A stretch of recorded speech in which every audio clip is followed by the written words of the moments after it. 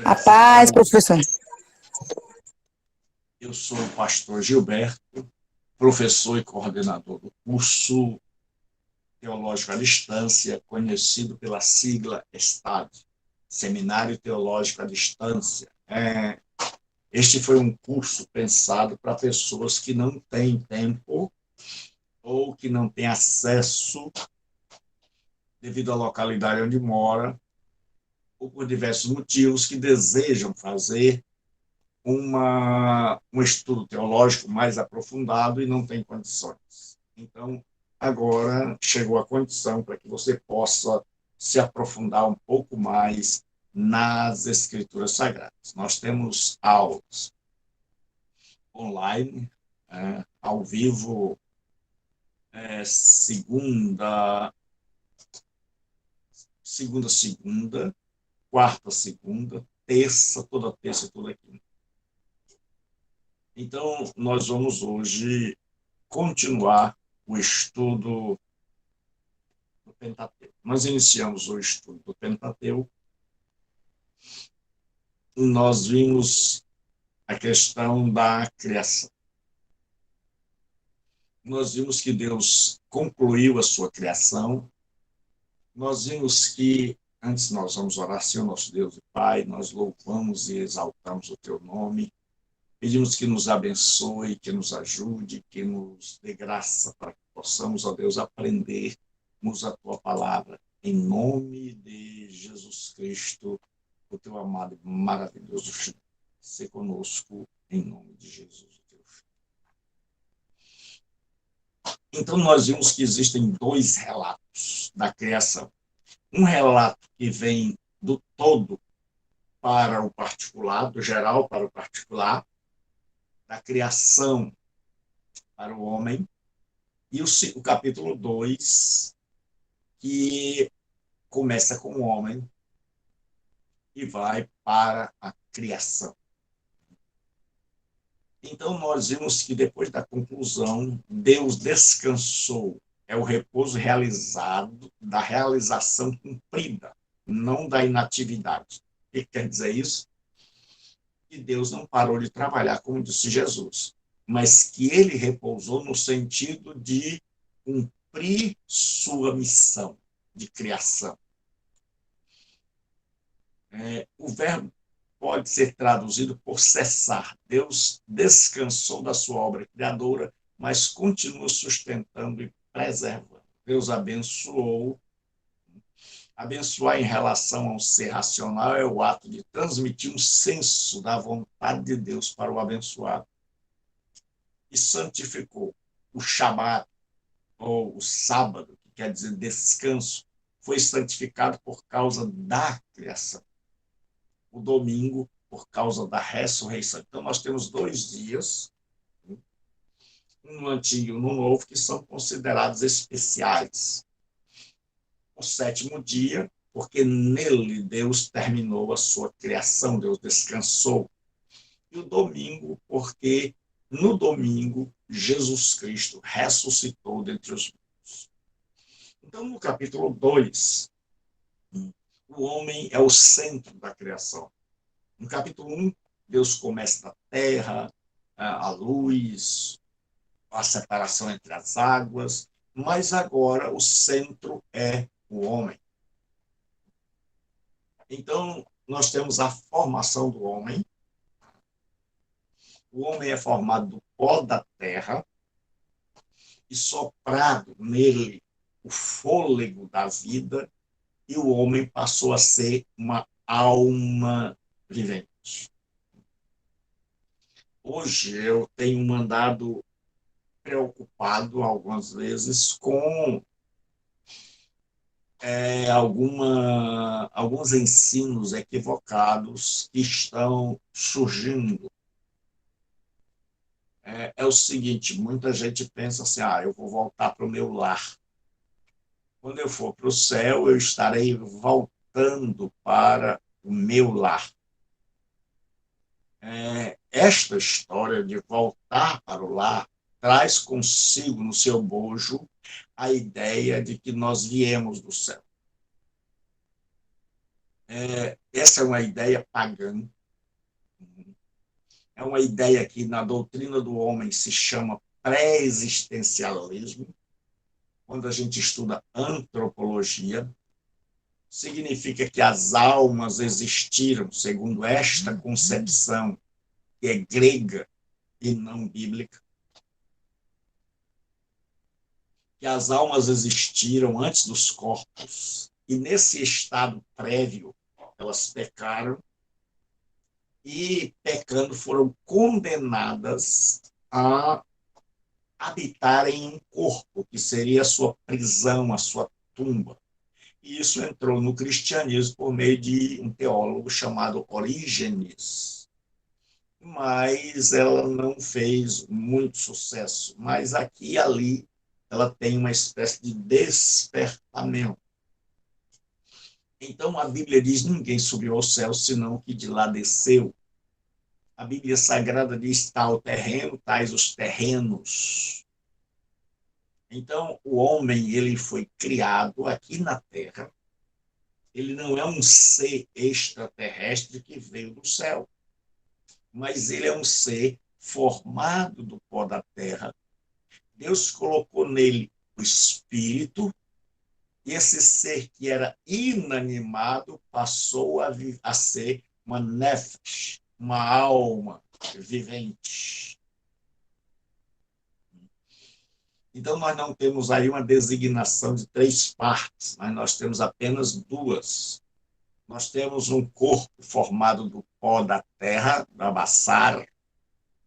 Nós temos o espírito vindo da parte de Deus, o Ruach, e a união do Ruach com o pó da terra, Adamá, torna o homem um ser que vive, um ser animado, uma alma. A tradução melhor da palavra nefesh é um ser que vive, um ser vivente. Então, agora nós temos um paraíso terrestre. Lembremos que no Gênesis nós temos todas as doutrinas em forma embrionária. Por isso, o paraíso terrestre. Deus cria um paraíso, Deus mostra o que ele quer para o homem. Não era essa a ideia de Deus. Era ver o homem brigando, era ver o homem se matando, era ver o homem querendo pisar no outro, era ver o homem passando fome. Não, não era essa a proposta de Deus. A proposta de Deus é que o homem fosse feliz, que tivesse uma esposa, que tivesse onde morar, o que comer, que o trabalho fosse algo maravilhoso. E o homem habitava ali. Capítulo 1 e 2 é o que a gente chama na teologia de plano piloto. É o ideal. Então, a localização do paraíso ficava no Crescente Fértil, né? Hoje, ali perto onde fica o Iraque. Deus coloca o homem no paraíso, né? E tem gente que diz assim: se eu soubesse quem inventou o trabalho, eu mataria. E não sabe que quem inventou o trabalho não morre, porque a Bíblia diz que Deus colocou o homem para cultivar e guardar. Deus colocou o homem no Jardim do Éden não para ele ficar ali, mas ele era aquele que cultivava, aquele que cuidava daquela bênção recebida das mãos de Deus e guardava para que ninguém entrasse. Ele era uma espécie de anjo protetor. Nós já vimos que ele é o representante visível do Deus invisível, ele é uma espécie de gerente de Deus, mordomo de Deus. Mas Adão não guardou. Por isso, Deus, quando bota Adão para fora do jardim, Deus coloca um anjo. O anjo assume o lugar de Adão com uma espada flamejante, guardando aquilo que Adão não guardou. Então, o trabalho é uma bênção de Deus para o homem.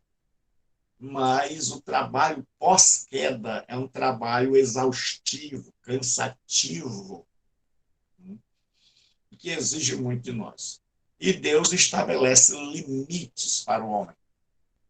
Quando Deus coloca o homem no jardim, Deus, com a paternidade responsável que tem, ele sabe que qualquer pessoa sem limite se torna um monstro.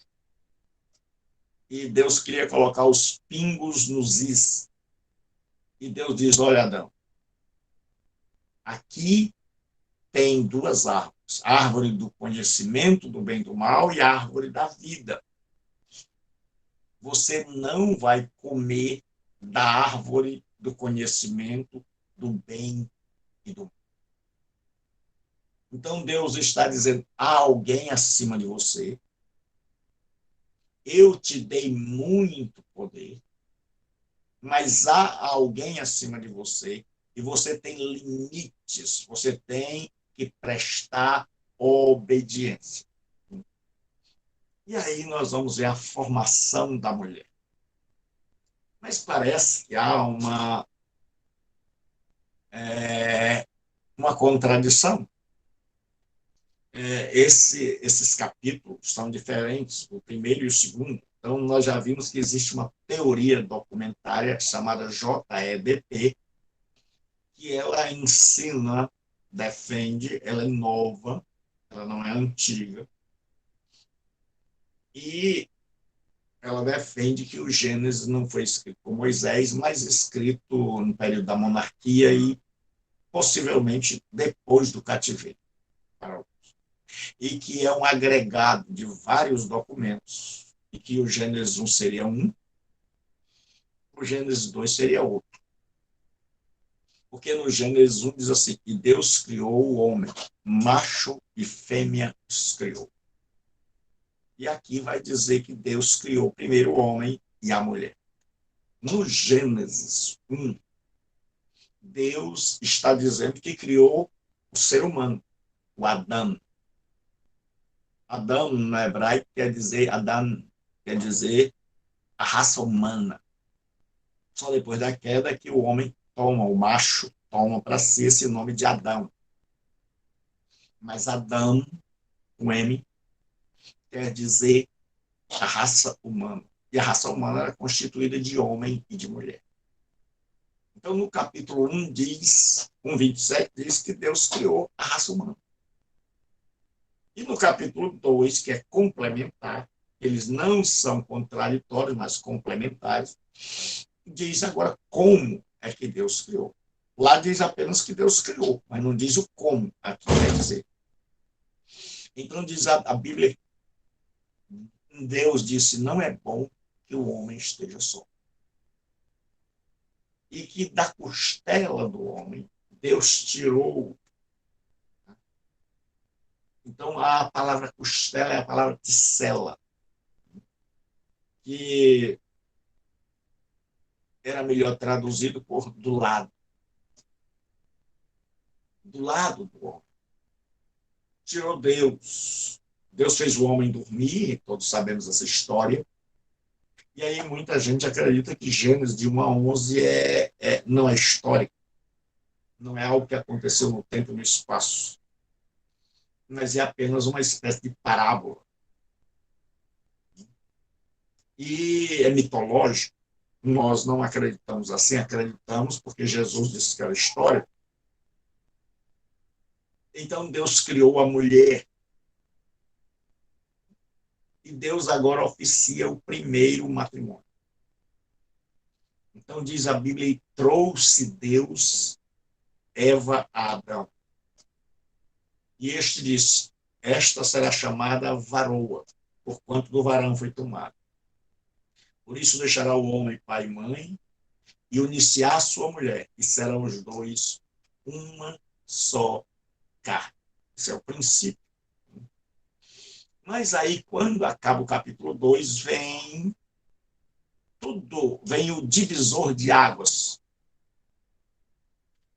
Muita gente não entende que nós somos seres pós-queda. Então, quando alguma coisa cai, um celular da gente, um computador, qualquer coisa, ou nós mesmos, nós temos que ver o que quebrou, o que danificou, porque depois de uma queda existem danos. Então, agora nós vamos ver a tentação. Então, Adão era para cultivar e guardar o jardim, mas Adão não guardou, permitiu que a serpente entrasse. Então, o processo da tentação. A serpente fala com a mulher. O diabo, ele usa de uma serpente. E diz que era a mais astuta de todos os animais que Deus havia criado. E esta disse a mulher. É assim que Deus disse. Então, a pergunta de Satanás à mulher é para saber como ela entendeu o mandamento de Deus, de não comer da árvore do bem e do mal. E ele diz, é assim que Deus disse, de toda árvore podereis comer, mas da árvore que está no meio do jardim, dela não comerás. E aí tem uma resposta indevida. A mulher responde e ela diz, de toda árvore eu posso comer, mas da árvore que está no meio do jardim, Deus disse, dela não comereis nem tocareis. Ela faz uma cresce.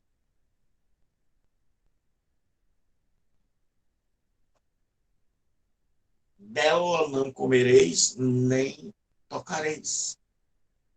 Ela faz três coisas. Primeiro, ela faz um acréscimo. Depois, ela omite. Ela diz, ela esquece de dizer, certamente morrerás. E depois, ela diz o seguinte, para que não morrais. Ela dá a ideia de que podia morrer ou não morrer, que não era uma certeza. Então, em primeiro lugar, ela acrescenta, depois ela omite e depois ela trata uma verdade como se fosse uma hipótese. Aí, Satanás, vendo que Eva não tinha entendido bem a palavra de Deus, ele entra numa contradição. Ele diz, certamente não morrerás. Então, todas as vezes que você vê uma contradição aberta à palavra de Deus, você já sabe quem está por trás. E há uma insinuação maldosa sobre o caráter de Deus. Ele diz, porque Deus sabe que no dia em que você comer, você será como ele, conhecendo o bem e o mal. Então, Satanás diz mais ou menos assim, olha, Deus não é bom com vocês. Deus, quando proibiu vocês, ele está querendo que vocês não cresçam, que vocês não descubram qual é a verdadeira intenção dele. Ele não quer que vocês conheçam como ele o bem e o mal, porque no dia que vocês comerem isso aqui, vocês vão ser iguais a Deus, conhecendo o bem e o mal. E aí Eva ficou deslumbrada com a possibilidade de se tornar um ser divino. Jesus divino se fez homem. Mas nós, homens, queremos nos divinizar. Queremos ser homem. E há uma frase que diz assim, todos querem ser Deus, só Deus quis ser homem. Então agora Eva está com a mente dividida. Ela está com dúvidas. Será que Deus tem um caráter bom? Porque a nossa fé não está alicerçada no poder de Deus, mas no caráter.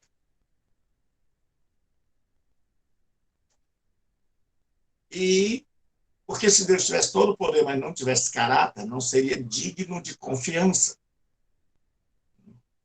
Mas Deus, além de ter todo o poder, tem um caráter maravilhoso. Então, o que acontece? O estrondo, ele diz o seguinte, que Satanás maximizou a, a proibição e minimizou as consequências. Ele deu ênfase no não pode comer, mas fez questão de omitir, certamente, você vai morrer. E aí o que acontece? Acontece a queda. Queda em teologia é passar de um estado para outro, de estar com Deus para estar sem Deus, de ser criado puro, santo, maravilhoso, para um estado agora de decadência moral, espiritual, física. Então agora existe a queda do primeiro casal. É o que a gente chama de pecado original. O pecado original não foi Eva tomar o fruto. O pecado original é algo que ocorre antes, que ocorre no coração. E vivendo a mulher, aquela árvore que era boa, aquela árvore que era maravilhosa, que a mulher ficou deslumbrada com aquele fruto, tomou. Mas por que ela tomou? Porque ela já estava internamente deslumbrada, ela já tinha caído por dentro. Dentro já não era mais a mesma coisa. Quando ela olha para a árvore, depois da insinuação de Satanás, ela crê. Ela cai quando ela crê no diabo. Quando ela crê na palavra dele, não na de Deus. Quando ela olha para a árvore, ela já está tomada de desejo. A árvore que Deus proibira agora é boa. Aquilo que era mal agora é bom. Então ela deseja, ela tem um desejo ardente. E aí, como esse desejo já a domina, como esse desejo já se assenhoreou dela, ela toma e dá ao seu marido, que recebe isso, que recebe das mãos dela, porque os dois estão desejosos por transgredir, porque a vontade de transgredir já existiu. Então, muita gente pensa que o pecado está no ato dela pegar, mas não está no ato dela pegar, e sim no ato dela ser tomada por dentro.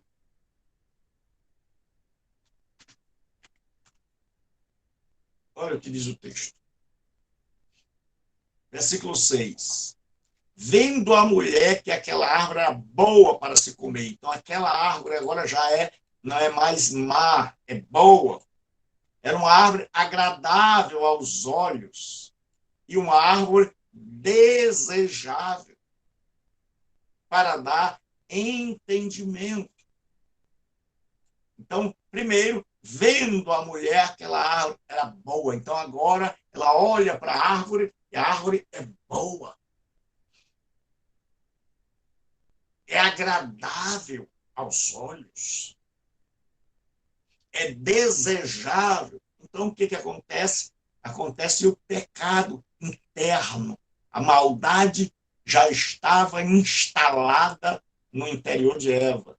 E aí diz, tomou do fruto e comeu. E aí abriram-se os olhos.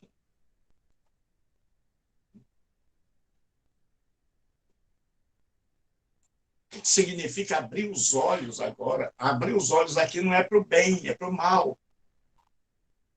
É para ver o que não viam, já que a mente, a consciência está danificada, já que a mente e a consciência e o coração já não são mais os mesmos.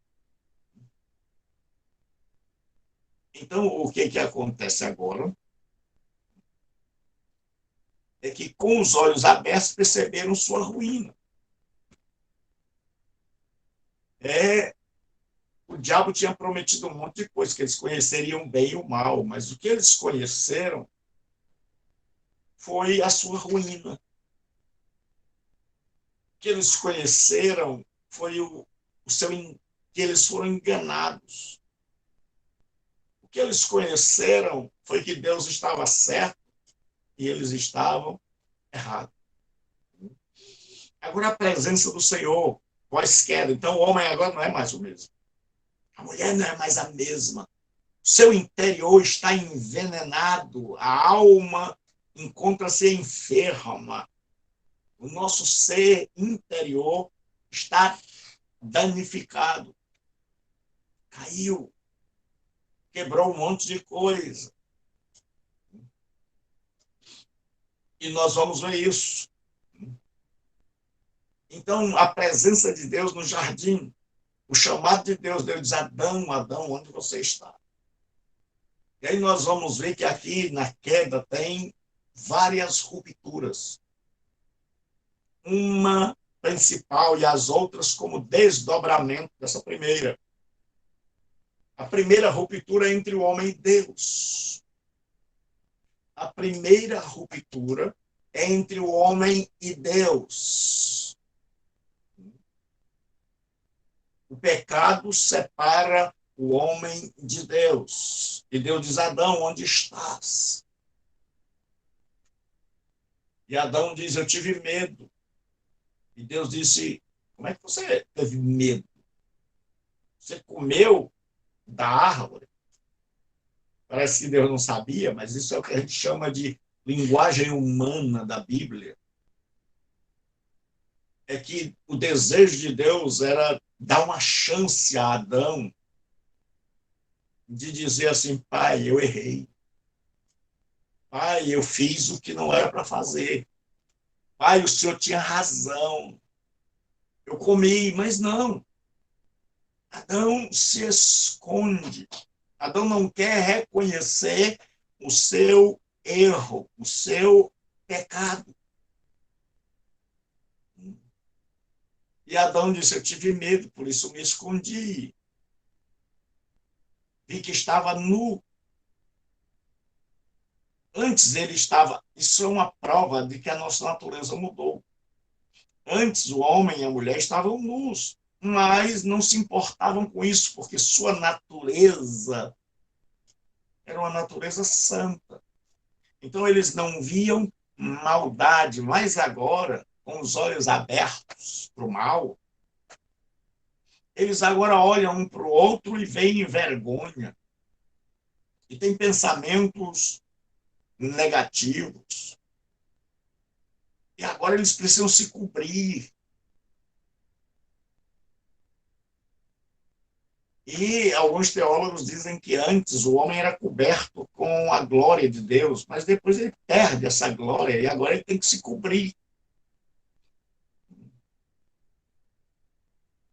Então Deus pergunta: você comeu? Mas não há reconhecimento de culpa pessoal. Ninguém assume. Adão diz: a mulher que tu me deste. Adão acaba colocando a culpa em Deus. Ele diz: olha, a culpa não é minha, a culpa é da mulher. E quem me deu foi o Senhor. Aí Deus pergunta para a mulher: por que você fez isso? Ela diz: a serpente me enganou.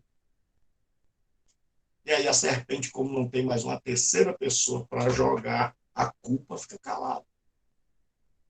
Ninguém aqui assumiu a culpa. Deus está tratando com esses homens, esperando que Adão e Eva se arrependam. Deus está esperando que Adão e Eva se arrependam. Por isso ele está conversando como se ele não soubesse. Você comeu da árvore que eu te disse para não comer? Eu sabia que ele tinha comido. Mas Deus queria que ele dissesse: pisei na bola, errei.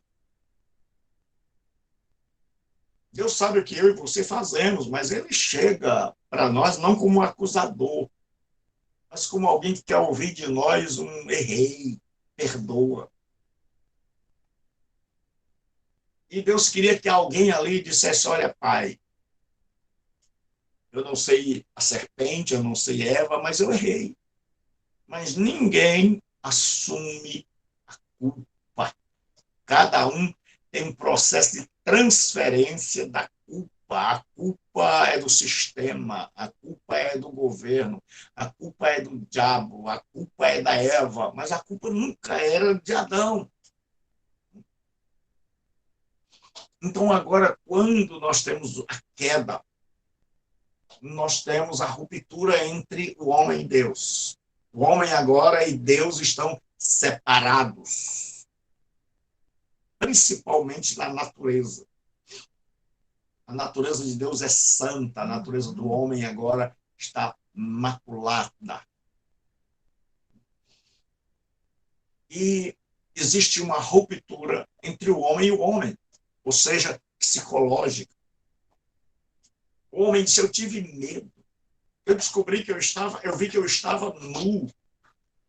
Então, o homem agora não é mais o mesmo internamente, é como se ele se tivesse transformado em dois. É por isso que muitas vezes a gente ouve uma notícia boa, é como no desenho animado, tem um diabinho e um anjinho. O homem agora é um ser dividido internamente, rasgado. Existe agora também uma ruptura social.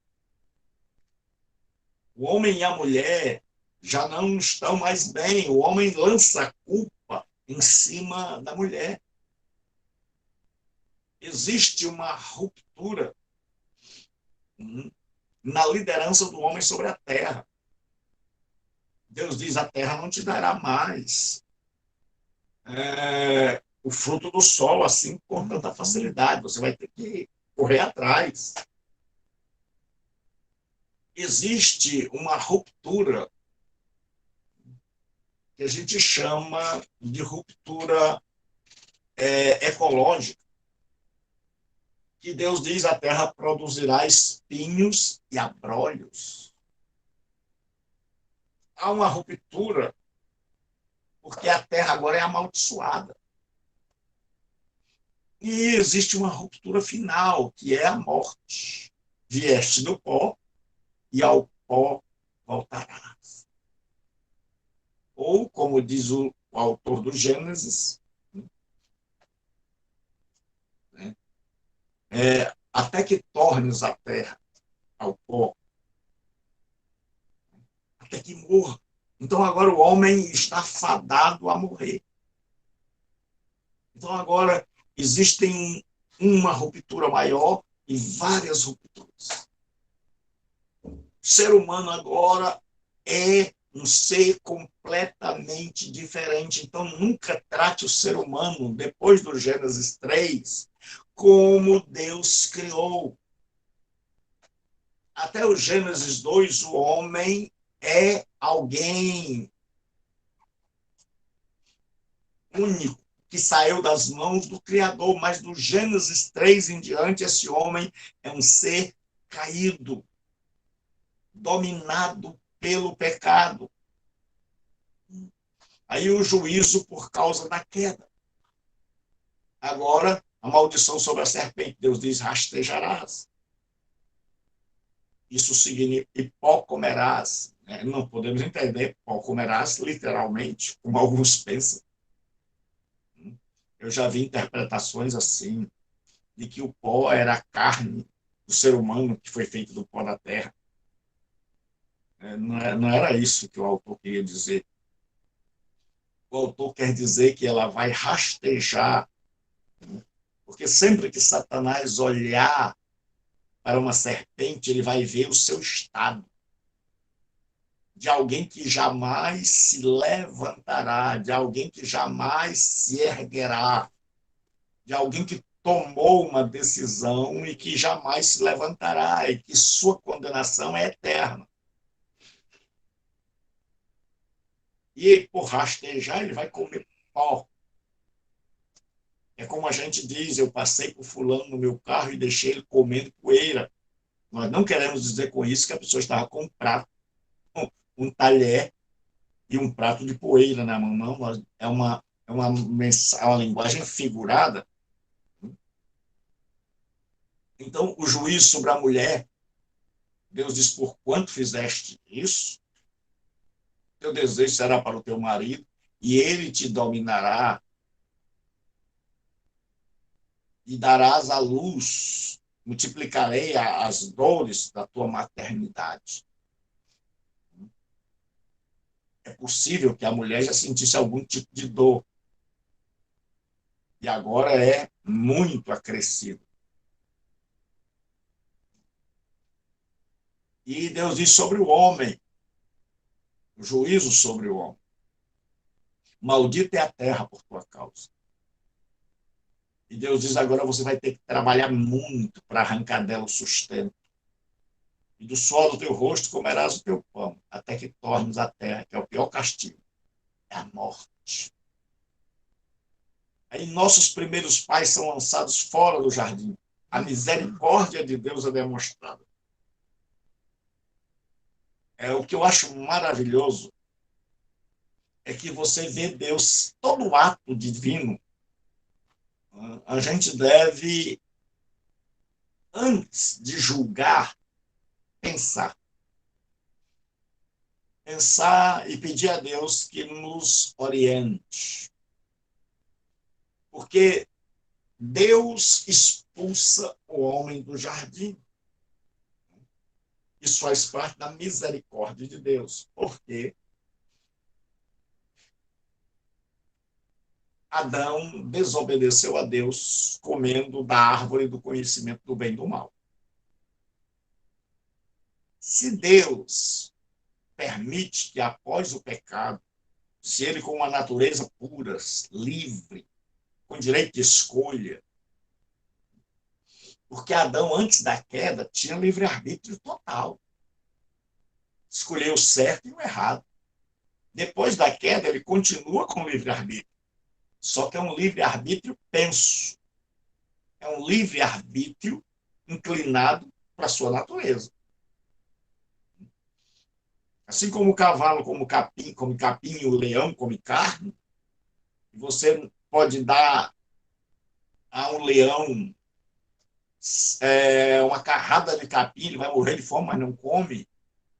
E você pode dar um cavalo, uma banda de boi, ele vai morrer de fome, mas não come. E por causa da natureza dele. Então, assim, o homem, após a queda, ele continua com livre arbítrio, mas suas escolhas vão ser sempre decididas por sua natureza. Então, ele nunca vai tomar uma decisão na direção divina. Ele não pode mais decidir voltar atrás. Tem que haver uma intervenção de Deus na vida dele, porque ele vai sempre tomar decisões, sim, decisões livres, mas decisões estas que são segundo o seu coração. Então, o homem é um ser que tem livre-arbítrio, mas o livre-arbítrio ficou danificado pela natureza do homem. Então, agora, este homem jamais vai escolher a Deus.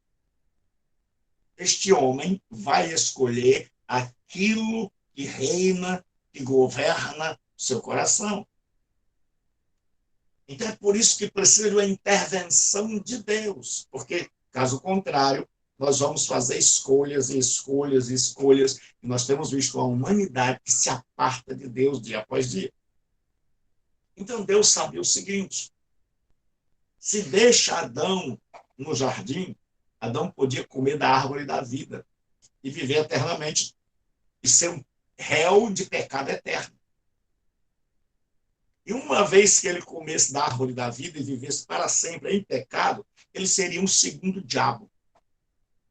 Ele seria alguém que não teria perdão. Por quê? Porque não poderia morrer. O salário do pecado é a morte. Mas Adão comesse da árvore da vida, então ele seria um pecador eterno, uma pessoa eternamente governada pelo pecado. E um pecador eterno. Então Deus, em sua misericórdia, diz: saia do jardim. Bota Adão para fora. Adão e Eva. Isso é misericórdia. E bota um anjo lá. Para que ele não volte. Para que ele não caia em tentação de novo e tente resolver as coisas. E tente assim, vamos lá agora. Deus disse para a gente não comer da árvore do conhecimento do bem e do mal. A gente comeu. Então vamos tentar reparar. Vamos agora comer da árvore da vida. Agora é tarde. Agora, se come da árvore da vida, é pecador eterno. Não tem salvação. E Deus sendo tão bom. E aí Deus coloca agora um querubim lá. E esse querubim fica, né, como uma espécie de barreira entre Deus e o homem. E esse querubim só sairá da frente após a morte de Jesus. Ou seja, aquele querubim está ali dizendo: ninguém entra, ninguém volta, não tem retorno. Mas quando Jesus Cristo morre, o véu do santuário se rasgou. Não para que Deus saísse, mas para que nós pudéssemos entrar na presença de Deus. Deus é o grande herói das Escrituras. Deus procura nossos primeiros pais. Não é Adão que vai atrás de Deus. Ele se esconde, mas Deus diz: Adão, Adão, onde estás? Deus dá-lhe o próprio evangelho. Próprio quer dizer primeiro. Primeiro evangelho que empregou foi Deus. Ele diz: porém, inimizade entre ti e a mulher, entre a tua descendência e o seu descendente. Este te ferirá a cabeça e tu lhe ferirás o calcanhar. Então, isso é o que a Bíblia chama, na teologia nós chamamos, de proto-evangelho. Primeiro evangelho. Primeiro anúncio da vinda do Mashiach, de Jesus Cristo, do Messias, falando aportuguesadamente. E aí Deus faz o primeiro sacrifício. Começa a doutrina da substituição ou da morte vicária. Deus tira a pele de animais para cobrir Adão e Eva. Adão e Eva fazem de folhas. E Deus mostra que o caminho é pelo sacrifício. Deus veste-os com pele de animal. E para tirar a pele, Deus deve ter matado. Não dá para tirar a pele sem haver morto o animal. Então Deus matou um animal inocente para cobrir dois pecadores. Começa aí, de forma bem quase imperceptível, a grande doutrina da morte substituta de Jesus Cristo. E Jesus Cristo, tudo vai começar no Gênesis. Então, sem conhecer o Gênesis, sem conhecer o Pentateuco, eu não vou conhecer mais nada corretamente. Então, agora nós vemos a necessidade de um animal inocente morrer para cobrir os pecadores. E aí nós vimos que Deus impede, eu já falei sobre isso, de comerem da árvore da vida, ao colocar um querubim lá. Aí a expansão do pecado. O pecado começa em Eva e Adão, mas ele vai aumentando. O livro do Gênesis vai mostrar que esse pecado vai se alastrando, vai se espraiando, vai crescendo, vai dominando, vai contaminando a raça humana. E aí nós vemos um primeiro culto. Os judeus dizem que Adão e Eva tiveram 47 filhos. A tradição, mas isso é tradição. Não há como ter certeza. E que até então Eva e Adão só tinham tido mulheres. Mas aí ela tem Caim, que quer dizer alcancei de Deus um varão. É como se ela dissesse mais ou menos assim. Até que enfim veio um menino. E aí ela tem Abel. Abel é Revel. Revel é sopro, hálito, passageiro. é a mesma palavra para vaidade, lá em Eclesiastes, que diz vaidade de vaidade, revel. Então, agora, Caim vai fazer um culto. Então, é claro que eles já sabiam da necessidade de cultuar a Deus, de sacrificar a Deus. E Caim era alguém da terra. Caim era alguém que se apaixonou pela terra, por ser um latifundiário, por ser alguém que amava a terra. E Abel se tornou um pastor de ovelhas. E eles resolveram cultuar a Deus. E Abel trouxe do melhor que tinha. E Caim, o melhor que ele tinha era a terra. O melhor para Abel era Deus. Caim, a prioridade de Caim era a terra. E aí, Caim traz uma oferta a Deus, qualquer. Abel escolhe o melhor para Deus. E Deus se agrada da oferta de Abel. Houve algum sinal que mostrou que Deus se agradou da oferta de Abel. E isso fez com que Caim,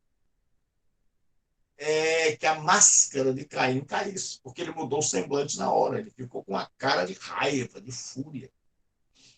E Deus disse, Caim, por que decaiu o teu semblante?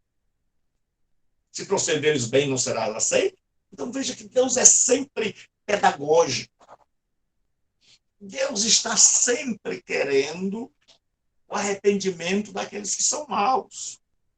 Deus, meu filho, se você proceder bem, eu te aceito. Porque quando eu e você aceitamos o mal, a maldade, nós estamos dando permissão para que a maldade se perpetue. Mas Deus não aceita a maldade. Deus diz, olha, você quer ser aceito? Não vai ser aceito de qualquer jeito.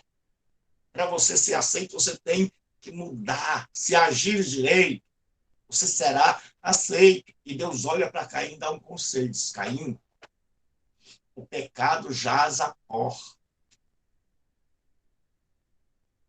mas sobre ele tu deves dominar. Então Deus diz que o pecado, Deus faz ali uma personificação do pecado como se fosse um animal à espreita, uma fera que queria dominar Caim. E Deus disse, olha, Caim, não deixa esta fera te dominar. Mas Caim é um ser caído. Caim agora é um ser que vai sucumbir diante desta fera chamada pecado. Ele não tem força, porque separado de Deus, nenhum de nós pode resistir ao pecado. Vai ser uma luta inglória. Eu e você não podemos vencer o mal sem Deus. E aí o que acontece? Caim agora ele quer ser aceito, mas sem mudança, e Deus diz não. E aí Caim mata Abel de forma premeditada. Ele arquiteta um plano de levar o seu irmão para o campo, para a floresta, para um lugar deserto. E ali ele comete, e o Paul Hoff, ele diz o seguinte, atrás do fratricídio, que é a morte de irmão, está o ódio. Atrás do ódio, a inveja. E atrás da inveja, o orgulho ferido. Então, Caim ficou com o orgulho ferido. Por isso, ele invejou o irmão. E a inveja fez com que ele ficasse com ódio. E o ódio fez com que ele cometesse o fratricídio, matasse o irmão. E aí, Deus lida com Caim. Mas como é que Deus lida com Caim? Deus diz, Caim, o pecado está aí, como uma fera. Deus pergunta, onde está teu irmão? Assim como Deus fizera com Adão e Eva, Deus está fazendo com Caim. Deus está dando a ele a oportunidade de se arrepender. de cair em prantos, de cair de joelho, dizer, pai, eu matei meu irmão. Mas ele não faz. Porque sem a ajuda do Espírito Santo, nós nunca vamos nos arrepender. Aí a maldição de Caim sobre a terra, que era sua prioridade. Deus diz, maldito será sobre a terra.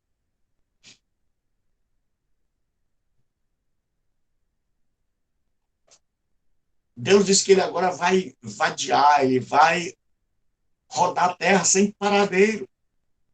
Ele vai ser uma espécie de Satanás.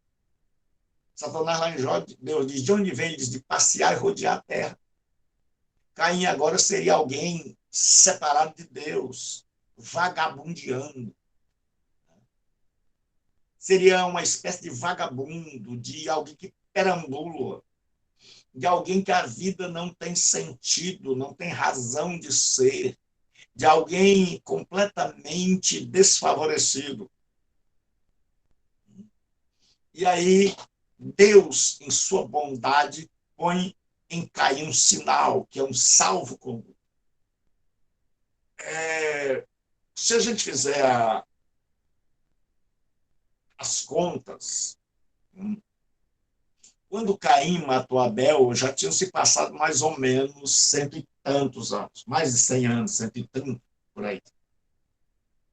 Então, significa que tanto Caim como Abel já tinham filhos. E filhos já adultos. Então, Caim agora, ele diz, qualquer que me encontrar vai me matar. Porque naquela época havia a olho por olho, dente por dente, a lei italiana. Se você matava alguém, alguém da família vinha vingar. Então, Caim agora teme, já que o seu mal foi descoberto, que alguém da família, já que já se passaram 134 anos, lembre-se que o Gênesis vai ter mais de 2.000 anos condensados em 50 capítulos só. Então, imagine você, alguém que vai escrever uma história de 2.000 anos e ele tem que resumir isso em 50 capítulos. Então, tenha cuidado com o tempo. Não vai imaginar que tudo aconteceu da noite para o dia. Então, Deus agora põe um sinal que ninguém sabe qual foi. Mas esse sinal era o símbolo da misericórdia de Deus. Era para que ninguém se vingasse de Caim.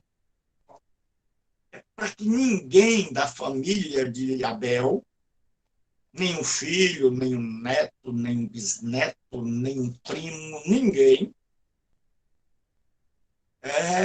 procurasse matar Caim. Porque se ele teme que alguém o mate, é porque já existe muita gente na Terra. Mas, professor, por que a Bíblia fala de Caim e de Abel? Porque eles são os personagens na história da redenção. Caim vai sair de cena e Deus vai agir sobre a descendência de Abel, através de Enos. Então, a descendência de Caim, no capítulo 4, nós temos a descendência de Caim. Lameque é seu filho, é o primeiro bígamo. E tem duas mulheres, Ada e Zilá. E Caim se vangloria da violência. Ele diz, matei um jovem por me ferir e um homem por me pisar. Então, ele é alguém super violento, ele é alguém mau. E aí se instaura o que a gente chama de mundo. É que Adão foi expulso da presença de Deus, é que Caim está amaldiçoado por Deus, está vivendo sem Deus, então agora ele tem que criar suas próprias leis. Agora está surgindo uma nova sociedade, uma sociedade sem Deus, onde o homem é a medida de todas as coisas. Onde é Caim que tem que decidir o que é certo e o que é errado. Não mais Deus. Então aí nós temos a origem, a gênesis do mundo, dessa sociedade anti e sem Deus. E aí Os descendentes de Caim formam a primeira civilização. Lameque vai ter Jabal, que cuidava de ovelhas, é o primeiro pecuarista. Jubal, que tocava flautas, é o homem das artes. E Tubal-Caim, que trabalhava com ferro, metalurgia. Então, aí nós temos, de forma embrionária, a primeira sociedade, a primeira civilização humana. E essa primeira civilização humana foi construída pelos descendentes de Caim, gente sem Deus. E é por isso que nós temos um mundo sem Deus, um mundo que cria suas próprias normas. E é por isso que nós precisamos nos voltar para o reino de Deus. Então, a descendência de Adão por meio de Sete. Agora, no capítulo 5, nós vamos ver um novo começo da história. Lembre-se que Gênesis assim, termina um capítulo. Vamos recomeçar. Não deu certo. Vamos recomeçar. Deus não desiste. Deus não desiste de nós. Então, nós temos um novo recomeço da história. Aí a história começa assim, ó. Capítulo 5. É como se você dissesse assim, começou tudo de novo, do zero. Olha como começa. Este é o livro da genealogia de Adão. Volta para Adão. É como se Deus dissesse, esquece tudo. Vamos zerar. Vamos começar de novo. No dia em que Deus criou o homem, a semelhança de Deus o fez. Você vai dizer, espera aí, pastor, já vi isso. Professor, já vi isso. É. Deus, no dia que Deus fez, homem e mulher os criou e os abençoou. E lhe chamou pelo nome de Adão, no dia em que foram criados. Você vai ver que isso aqui está igual a Gênesis 1 e 2. É Deus dizendo, olha, pessoal, o negócio não deu certo.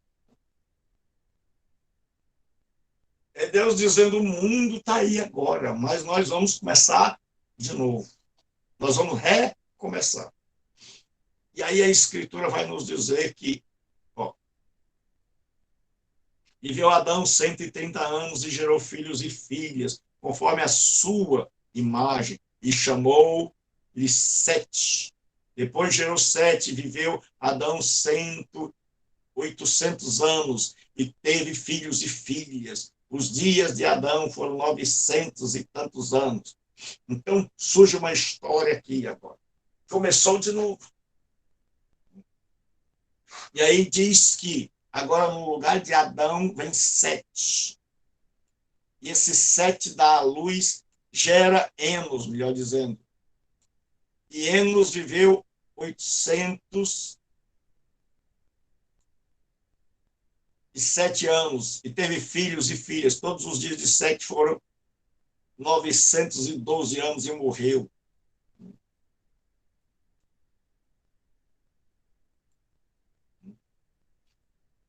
E diz assim, todos os dias de Enos foram 969 anos, 905 anos e morreu.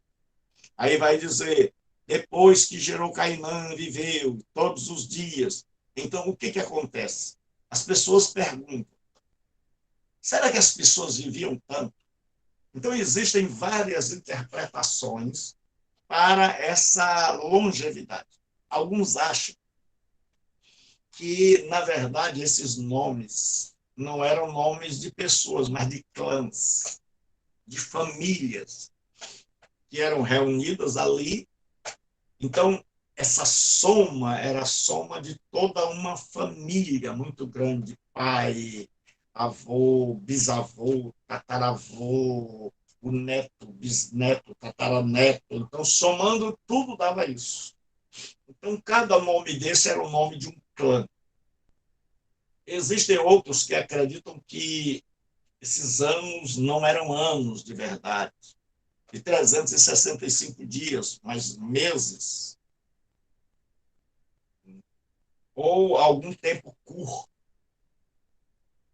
E outros acreditam que eram anos de verdade, que havia uma longevidade. Por quê? eles dizem que os teólogos conservadores, eles dizem que o pecado estava apenas começando. Nós não sabemos como era a qualidade de vida antes do dilúvio, que a qualidade de vida antes do dilúvio devia ser infinitamente melhor do que a qualidade de vida pós-diluviana.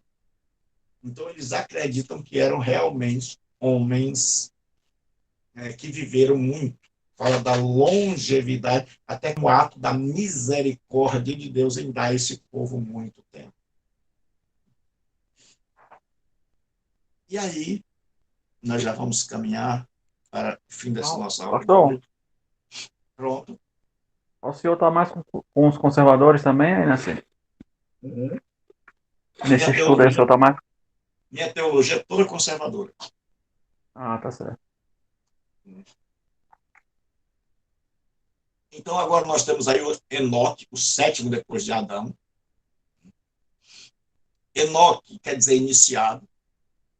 Enoque foi um homem que viveu pouco, comparado aos seus contemporâneos. E Enoque foi levado por Deus. Porque Enoque andou com Deus em uma sociedade sem Deus. E aí nasce Noé. Noé agora quer dizer consolo. Então lembre-se que agora está recomeçando, está começando uma nova história. Mas aí surge uma corrupção generalizada da sociedade. E diz: os filhos de Deus viram as filhas dos homens, e estas eram formosas, e tomaram para si todas as que mais lhe agradaram. E viu Deus. E Deus disse: o meu espírito não permanecerá para sempre no homem. Então, a primeira coisa que acontece é a degeneração da raça humana. A raça humana chega a um clímax do pecado. O pecado atinge o seu ápice, seu apogeu. Então, quem são? É um grande debate. Quem são estes seres que a Bíblia chama de filhos de Deus? Viram os filhos de Deus que as filhas dos homens eram formosas. Existem três interpretações. A mais antiga, crida pelos judeus, é que esses seres eram anjos. Anjos que não guardaram seu estado original.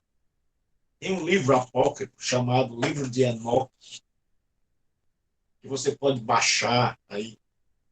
Esse livro vai falar, é um livro quase que inteiro sobre a queda desses anjos.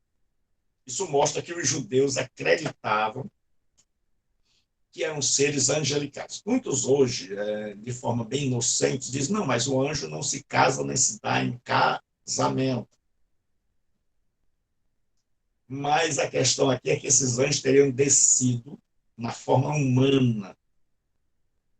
Esses anjos, como Abraão se encontrou com anjos, comeu com eles. Então, esses anjos daqui teriam abandonado seu estado original, se tornado em semelhança de homens e teriam casado com mulheres. E, segundo esta opinião, eles geraram os nefilins, os gigantes.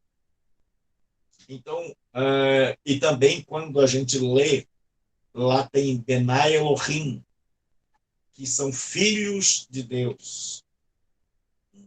E essa expressão no Antigo Testamento ela é usada para anjos. Quando os filhos de Deus se apresentam diante de Deus, lá no livro de Jó, Benai Elohim. Então, existe uma segunda interpretação, que é que esses seres chamados filhos de Deus não eram anjos, mas poderosos da época, que formaram seus haréns, a semelhança do primeiro bígamo, Lameque. Então, alguns dizem o seguinte: esses aí que são chamados de filhos de Deus, porque os reis antigamente eram chamados de filhos dos deuses. Ou até mesmo eles eram uma divindade, como o caso de Faraó, considerados como uma divindade. Então, acredita-se que os poderosos da época resolveram tomar para si todas as moças, quantas eles quisessem. Ninguém podia resistir-lhes. Então, a segunda interpretação é que seriam poderosos, guerreiros que resolveram, como você vê até hoje nos filmes, gente que toma as mulheres do outro, para formarem seus primeiros haréns. E uma opinião, uma interpretação que ganhou terreno com o passar do tempo, principalmente entre os dispensacionalistas, é que eram descendentes de Sete. E o que acontece? Quando você olha para a língua original, a questão pende para o lado dos anjos, Benai Elohim. Mas quando você olha para o contexto, no capítulo 4 fala do descendente de Caim. Capítulo 5, os descendentes de Abel, de Sete. Então, o capítulo 6, pelo contexto, seria a união entre a descendência piedosa de Caim, de Abel, de Sete, com a descendência maligna de Caim. Então, haveria a corrupção do gênero humano. Então, nós vamos parar por aqui. Na próxima aula, nós vamos começar daqui. Então, alguma pergunta? Não, professor, até compreendi muito bem. Então, Deus abençoe a todos vocês. Fiquem com Deus.